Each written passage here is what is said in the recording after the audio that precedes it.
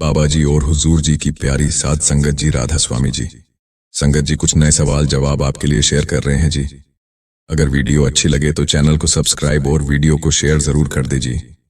पहला सवाल किसी ने किया कि बाबा जी पूरी जिंदगी परेशानियों में बीत गई है, अब जब उम्र के अंतिम दौर में हूं तो भी दुखों की चादर हट नहीं रही, क्या मालिक की मेहर मुझ तक कभी पहुंचेगी?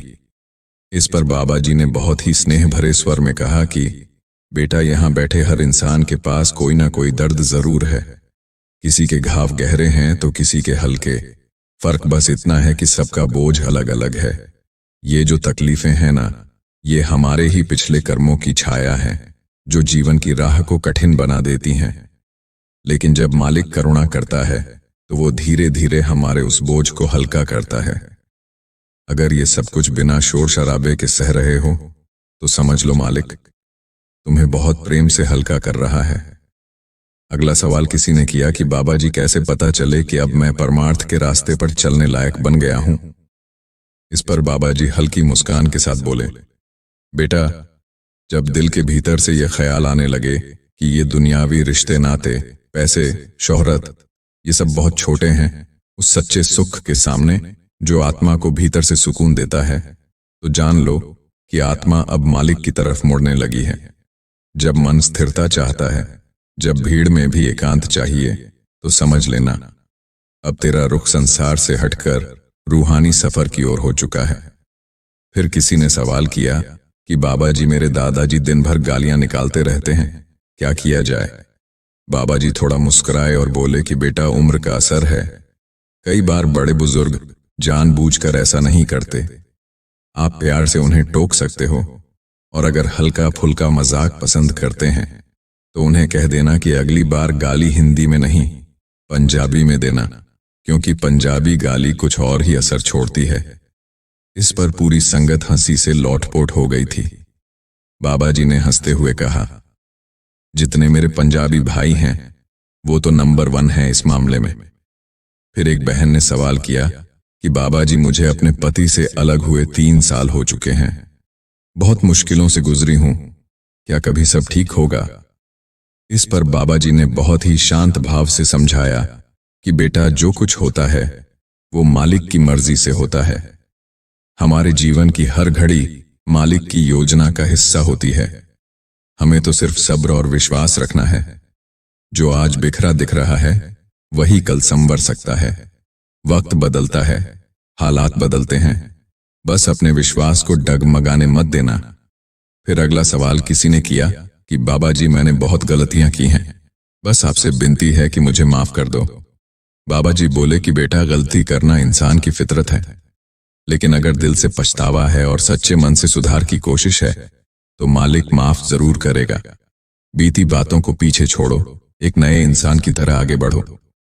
अगला सवाल किसी ने किया कि बाबा जी पता नहीं क्यों जो भी काम करती हूं वो अक्सर गलत ही हो जाता है। बाबा जी ने कहा कि बेटा, ये सब हमारे पुराने कर्मों की प्रतिक्रियाएं हैं। हम जब करते हैं तो सोचते नहीं, लेकिन जब फल मिलता है तो शिकायत करने लगते हैं। याद रखो, जो भी सुख दुख आता है वो हमारे ही किए कर्मों का फल होता है। इसीलिए अपने वर्तमान को सही रखो ताकि भविष्य में शिकायत की जरूरत ना पड़े। फिर किसी ने सवाल किया कि बाबा जी, कुछ लोग कहते हैं कि संतान नहीं होती तो तीर्थों पर जाकर फल मिलेगा, क्या ये सच है? बाबा जी ने समझाया, बेटा, संतान देना या ना देना मालिक के हाथ में है। हम कोशिश कर सकते हैं, इलाज कर सकते हैं, लेकिन फल तभी मिलेगा जब मालिक की रजा होगी। और मालिक कभी किसी के साथ अन्याय नहीं करता, उसका फैसला हमेशा हमारे भले के लिए होता है। इसके बाद किसी बहन ने पूछा कि बाबा जी, नामदान की पर्ची लेने गई थी, लेकिन सेवादारों ने मुझे पर्ची नहीं दी और बाहर निकाल दिया। बाबा जी ने शांत होकर समझाया कि बेटा, इसका मतलब ये नहीं कि मालिक ने मना कर दिया है। सेवादारों ने सिर्फ इतना किया है कि अभी का समय सही नहीं था। जब मालिक की मर्जी होगी तो खुद ही तुम्हें बुला लिया जाएगा। आप विश्वास बनाए रखो और सत्संग, सेवा, सिमरन करती रहो। अगला सवाल था कि बाबा जी, पहले हम गांव में रहते थे और तब मैं बहुत भजन सिमरन करती थी, अब शहर में आकर सब छूट गया। बाबा जी ने कहा, बेटा, यह कोई शहर या जगह की बात नहीं है। जिसको करना होता है वो जेल की सलाखों में भी बैठकर ध्यान करता है, और जो नहीं करना चाहता वो आरामगाह में भी बहाने ढूंढता है। मालिक हर जगह एक जैसा है, बस हमारी नीयत में फर्क है। फिर किसी ने पूछा कि बाबा जी, पहले मैं बहुत नीचे गिर चुकी थी, लेकिन आपने मुझे उस दलदल से निकाला। अब आपकी कृपा से मैं बाहर हूं, मगर अब दर्शन नहीं होते। क्या मैं उस योग्य नहीं हूं? बाबा जी ने बहुत ही कोमल शब्दों में जवाब दिया कि बेटा, इस रास्ते पर खुद ही चलना पड़ता है। अगर तुम्हारी जगह मैं भजन सिमरन करूं तो तुम्हारी आत्मा की भूख मैं कैसे मिटा पाऊंगा? मालिक ने नाम दिया है तो तुम लायक हो, वरना कभी नामदान नहीं मिलता। हिम्मत रखो और निरंतर अभ्यास करो, एक दिन मालिक खुद दर्शन देगा। फिर किसी ने सवाल किया कि बाबा जी, मेरा मन कई बार गलत दिशा में ले जाने की कोशिश करता है, कैसे रोकूं? बाबा जी ने गहरे भाव से कहा कि बेटा, मन का काम ही है हमें भटकाना, लेकिन जब हमें पता हो कि क्या सही है और क्या गलत, तब हमारी जिम्मेदारी और भी ज्यादा बढ़ जाती है। अगर सब जानकर भी गलती कर रहे हो तो नुकसान भी तुम्हारा ही होगा। हमें मन के गुलाम नहीं बनना, उसे साधना है, उसे मालिक की राह में लगाना है। फिर एक बहन ने पूछा कि बाबा जी, जब मैं सिमरन करती हूं तो मन इधर उधर भागता है और सिमरन नहीं हो पाता। फिर लगता है कि भजन पर बैठने का क्या फायदा? तब बाबा जी ने बड़े ही शांत स्वर में कहा कि बेटा, यही मन है जो भजन सिमरन से हमें हटाने की कोशिश करता है। वही मन जो हमें दुनियावी बातों में उलझाता है। वही कहता है कि सिमरन नहीं हो रहा तो उठ जाओ। लेकिन बड़े महाराज जी कहा करते थे, मन लगे या न लगे, फर्ज समझकर बैठना है। मन अगर साथ दे तो ठीक, ना दे तब भी बैठना हमारी जिम्मेदारी है। फिर किसी ने पूछा कि बाबा जी, जो लोग तीर्थों पर जाते हैं, क्या उन्हें उससे कोई आध्यात्मिक लाभ होता है? इस पर बाबा जी बोले कि बेटा, यह सब कर्मों और भावनाओं पर निर्भर करता है। किसी के लिए तीर्थ यात्रा सिर्फ एक पर्यटन हो सकता है, तो किसी के लिए आत्मा की पुकार। लेकिन असली मिलन तो भीतर होता है। मालिक से जुड़ने की राह अंदर से खुलती है। बाहर के तीर्थ बस शुरुआत भर हैं। अगर अंदर की साधना नहीं है तो बाहर कितना भी घूम आओ, असली मंजिल नहीं मिलेगी। इसके बाद किसी ने पूछा कि बाबा जी, हुजूर जी ने मेरी पर्ची निकाल दी और मुझे आज आपके सामने आने का सौभाग्य मिला। आपसे बात हो गई, इसके लिए आपका और हुजूर जी का धन्यवाद। बाबा जी मुस्कुराए और बोले कि बेटा, इसमें मेरा क्या योगदान है? जिसने पर्ची निकाली है उसी का धन्यवाद करो। मगर जब प्रेम से बात होती है तो वो मालिक ही हमसे बात करता है। तू अपने विश्वास को और गहरा कर, हर बात में मालिक की कृपा को देख। अगल सवाल एक भाई ने किया कि बाबा जी, मेरा एक दोस्त पंडाल में ही बैठा है। उसकी शादी को 25 साल हो गए हैं, लेकिन वो अपने गुस्से पर काबू नहीं पा सका। जब वो गुस्से में होता है तो उसकी पत्नी और बच्चे तक डर जाते हैं और रोने लगते हैं। बाबा जी, क्या यह सब उसके कर्मों का फल है? बाबा जी ने बड़ी गहराई से जवाब दिया कि बेटा, गुस्सा कोई समाधान नहीं देता, बल्कि और समस्याएं खड़ी कर देता है। जब हमें गुस्सा आता है तो दरअसल हम ये मान लेते हैं कि हम सही हैं और बाकी सब गलत। ये भी एक प्रकार का अहंकार ही है। और अगर आप ये सोच रहे हो कि उसके पुराने कर्म भारी थे इसलिए ऐसा है, तो सोचकर देख, अगर इतने भारी होते तो क्या मालिक ने उसे इंसान का जन्म ही दे दिया होता? अगला सवाल किसी ने किया कि बाबा जी, मैं दिन में 16 घंटे मेहनत करता हूं। काम ऐसा है कि समय ही नहीं मिलता, लेकिन मैं पूरी ईमानदारी से कमाता हूं। ऐसे में भजन सिमरन नहीं हो पाता। क्या यह गलत है? उसे समझाते हुए बाबा जी ने बोले कि बेटा, कोशिश ये होनी चाहिए कि जीवन में संतुलन बना रहे। दुनियावी जिम्मेदारियां जरूर निभाओ, लेकिन अगर मालिक से जुड़ना है तो उसके लिए भी समय निकालना पड़ेगा। अगर हम सिर्फ कमाई के पीछे भागते रहेंगे तो आत्मिक भूख बढ़ती जाएगी और आत्मा खाली रह जाएगी। इसलिए थोड़ी देर सही, लेकिन नियम से सिमरन जरूर करो। फिर एक लड़की ने सवाल किया कि बाबा जी, मेरे पापा कहते हैं कि बी फार्मा कर लो, क्या मुझे करना चाहिए? इस पर बाबा जी थोड़ा मुस्कुराए और उसी लड़की से पूछा कि बेटा ये बी फार्मा क्या होता है? लड़की ने बताया कि दवाइयों का कोर्स है। बाबा जी हंसते हुए बोले, बेटा अब मैं तो बूढ़ा हो गया, ये नए नए नाम मेरे बस के नहीं। ए फार्मा करो या बी फार्मा या सी फार्मा, जो भी करो इंसान अच्छे बनो, यही सबसे जरूरी है। फिर वही लड़की बोली, बाबा जी आप हर लड़की से मीठे बोल बोलते हैं, लेकिन लड़कों से मजाक करते हो। बाबा जी मुस्कुराए और बोले कि बेटियां तो सबकी जान होती हैं, लेकिन ये जो लड़के हैं ना, ये नंबर 1 के शरारती होते हैं। इस पर पंडाल में ठहाकों की गूंज फैल गई थी। फिर किसी ने सवाल किया कि बाबा जी मैं हक की कमाई करता हूं, मेहनत भी करता हूं, लेकिन फिर भी जीवन में बहुत परेशानियां हैं, ऐसा क्यों? बाबा जी ने समझाया कि बेटा सिर्फ मेहनत करना काफी नहीं, हमें मालिक पर भरोसा भी रखना है। कई बार हम सोचते हैं कि हम मेहनत कर रहे हैं तो फल तुरंत मिलेगा, लेकिन मालिक अपने समय पर देता है, और कभी कभी जो हमें अच्छा नहीं लगता वही हमारे लिए सबसे बेहतर होता है। अगला सवाल किसी ने किया कि बाबा जी मैं अपने गुनाहों के लिए शर्मिंदा हूं, कृपया मुझे माफ कर दीजिए। इस पर बाबा जी बोले, बेटा मालिक किसी को अपने से दूर नहीं करता, हम खुद अपने आप को उसकी रहमत से दूर कर लेते हैं। लेकिन अगर पश्चाताप सच्चा है और आगे सुधार की नीयत है तो मालिक की दया जरूर बरसेगी। जो बीत गया उसे पीछे छोड़ दो और अब मालिक के दर पर सच्चाई से चलो। फिर किसी ने पूछा कि बाबा जी नामदान क्यों जरूरी है? बाबा जी ने बहुत ही सहज स्वर में समझाया कि बेटा नामदान यानी मालिक से रिश्ता जोड़ना, यह वो रास्ता है जिसमें धुन, ध्यान और सिमरन के माध्यम से आत्मा अपने स्रोत की ओर लौटती है। यह सिर्फ एक प्रक्रिया नहीं, आत्मा का पुनर्जन्म है। इसके बाद एक बहन ने पूछा कि बाबा जी मेरी शादी हाल ही में हुई है, पति भी साथ आए हैं और सब ठीक है, लेकिन हमें अभी तक नामदान नहीं मिला, हम क्या करें?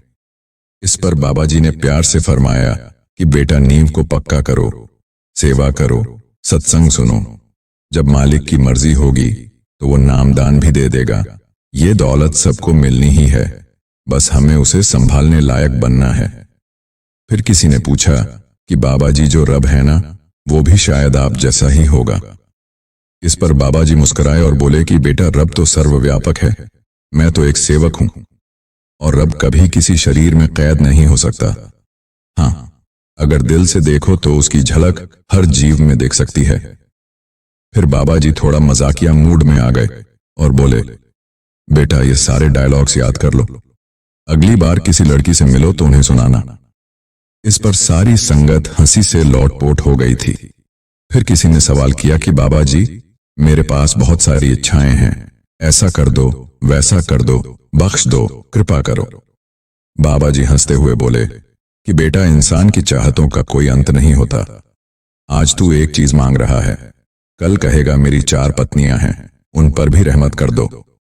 इस पर फिर पूरी संगत जोर जोर से हंसने लगी। फिर किसी ने पूछा कि बाबा जी आपने एक बार कहा था कि बेटियां प्यारी होती हैं, क्या बेटा होना उतना खास नहीं?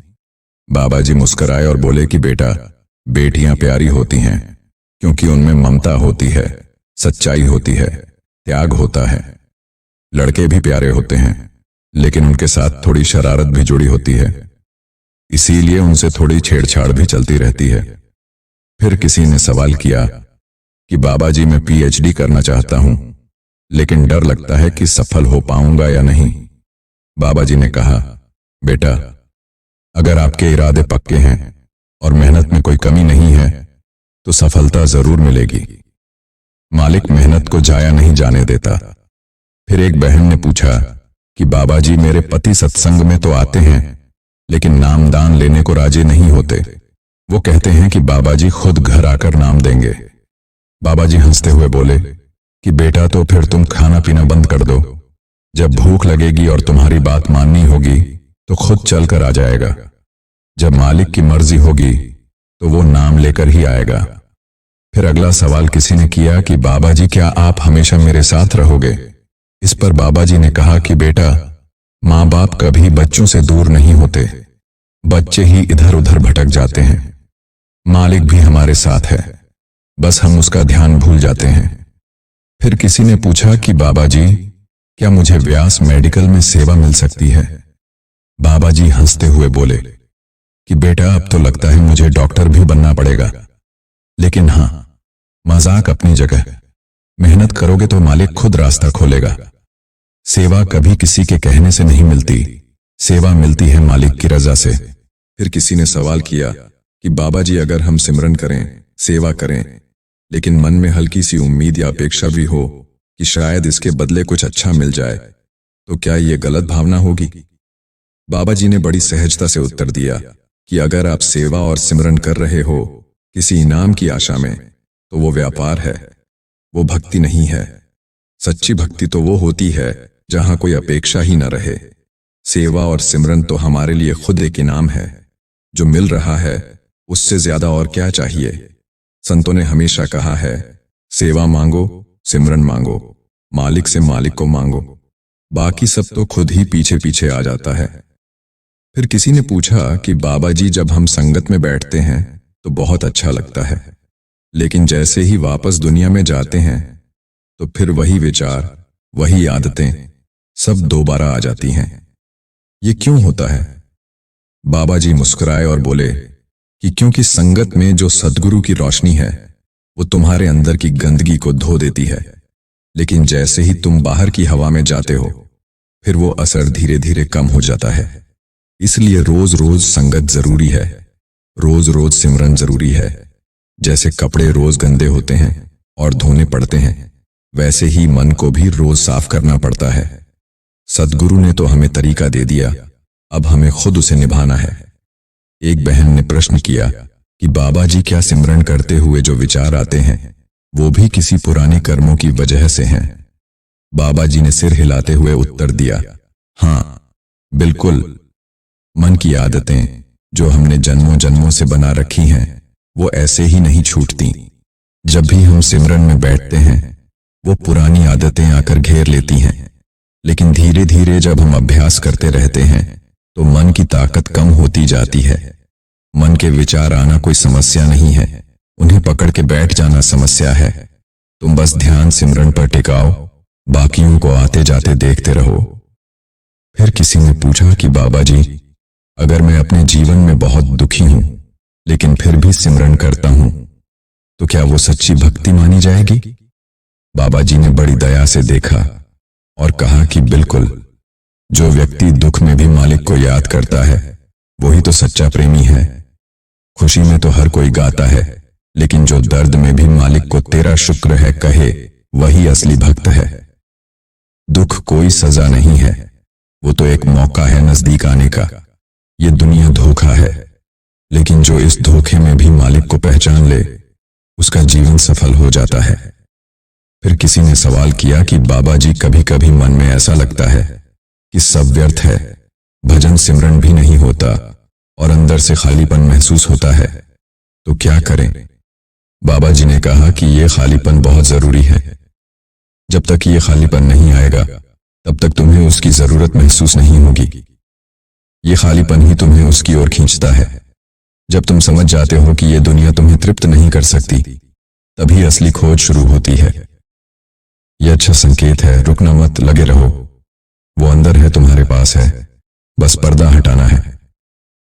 फिर एक बुजुर्ग ने पूछा कि बाबा जी, हम बूढ़े हो गए हैं, शरीर थक गया है, अब सेवा भी नहीं हो पाती, सिमरन में भी मन नहीं लगता, तो अब क्या करें? बाबा जी ने मुस्कुराते हुए कहा कि आपने जो जीवन भर सेवा की उसका असर आज भी आपके साथ है। अब समय है कि आराम से बैठकर मालिक को याद करो। सेवा शरीर से नहीं, भावना से होती है। आप सिर्फ बैठो और अपने दिल से उसे पुकारो, वो आवाज सुनेगा। सिमरन न भी हो कोई बात नहीं, लेकिन प्रेम में कमी नहीं होनी चाहिए। प्रेम ही असली साधना है।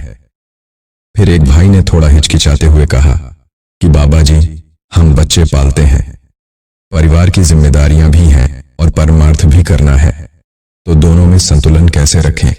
इस पर बाबा जी ने कहा कि परिवार की जिम्मेदारी भी मालिक ने ही दी है, दोनों रास्ते अलग नहीं हैं।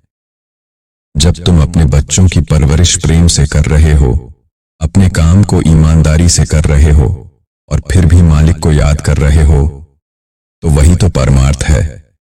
घर में रहकर भी परमार्थ हो सकता है, बस मालिक को मत भूलो, हर काम में उसे शामिल कर लो। फिर एक लड़के ने सवाल किया कि बाबा जी, क्या आत्मा को कभी डर लगता है? बाबा जी ने बड़ी सुंदर बात कही कि डर तो मन का गुण है, आत्मा को कभी डर नहीं लगता, क्योंकि वो खुद ही अमर है। जो अमर है उसे क्या डर। जब हम आत्मा से जुड़ जाते हैं तो डर अपने आप मिट जाता है। इसीलिए जितना ज्यादा सिमरन करोगे उतना ही डर कम होता जाएगा। डर तब होता है जब हम खुद को शरीर समझते हैं, लेकिन जब मालिक का नाम भीतर बसता है तो फिर कौन सा डर। फिर किसी ने कहा कि बाबा जी, कभी कभी ऐसा लगता है जैसे सब कुछ ठीक चल रहा है, लेकिन अंदर कोई बेचैनी बनी रहती है। क्या इसका कोई कारण है? इस पर बाबा जी ने कहा कि हाँ, वो बेचैनी तुम्हारी आत्मा की पुकार है। वो तुम्हें याद दिला रही है कि तुम्हारा घर कहीं और है। जब तक आत्मा अपने मूल स्थान तक नहीं पहुंचती तब तक ये बेचैनी बनी रहती है। इसे दबाओ मत, इसे समझो, ये तुम्हें सही दिशा में खींच रही है। यही बेचैनी तुम्हें सच्ची शांति तक ले जाएगी। एक बहन ने भावुक स्वर में पूछा कि बाबा जी, क्या गुरु भी कभी दुखी होते हैं अपने बच्चों के हाल देखकर?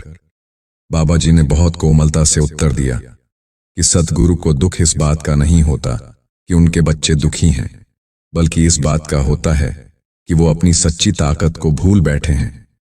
वो उस मालिक को भूल जाते हैं जो हर पल उनके साथ है। गुरु तो बस यही चाहता है कि तुम जाग जाओ, पहचान लो कि तुम कौन हो। गुरु का प्रेम तो असीम है और वो हर हाल में साथ है, चाहे तुम देखो या ना देखो। अंत में एक बच्चा खड़ा हुआ और मासूमियत से पूछा कि बाबा जी, आप भगवान हो क्या? बाबा जी हंसे और बोले कि नहीं बेटा, मैं भी तुम्हारी तरह एक इंसान हूं, लेकिन मालिक ने एक जिम्मेदारी दी है कि जो रास्ता मैंने पाया है वो तुम्हें भी दिखाऊं। भगवान सबके अंदर है, तुम्हारे भी और मेरे भी। फर्क बस इतना है कि कुछ लोग उस रोशनी को देख लेते हैं और कुछ अभी रास्ते में हैं। साध संगत जी, अगर वीडियो अच्छी लगी हो तो शेयर करना और लाइक करना ना भूले जी। राधा स्वामी जी।